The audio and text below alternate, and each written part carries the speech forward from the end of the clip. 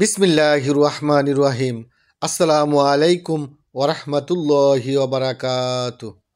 স্বাগতম short news ছোট্ট খবরে।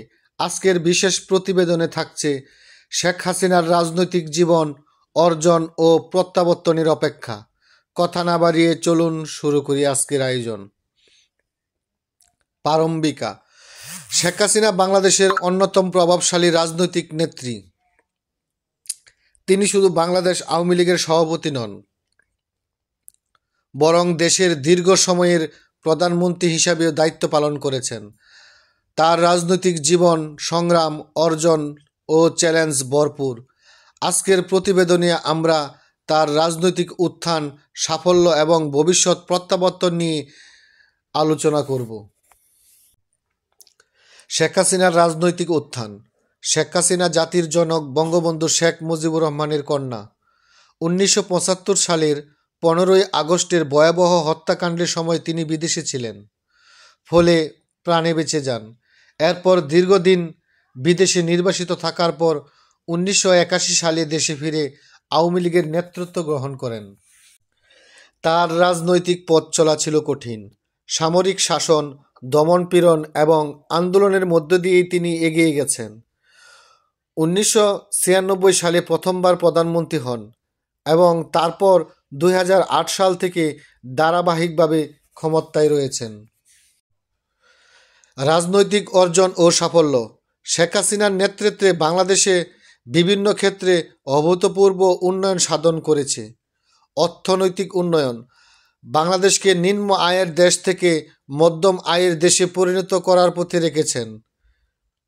জিডিপির প্রবৃদ্ধি 8% পর্যন্ত পৌঁছেছিল এবং মাথাপিছু আয় বেড়েছে উল্লেখযোগ্যভাবে। মেগা প্রকল্প।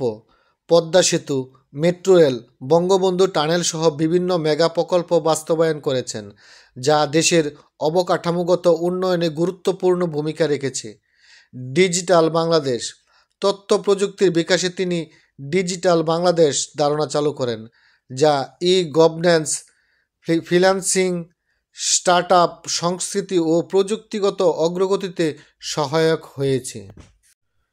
শিক্ষা ও স্বাস্থ্য খাতে উন্নয়ন।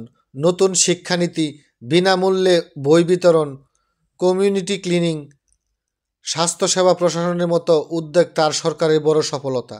রাজনৈতিক স্থিতিশীলতা।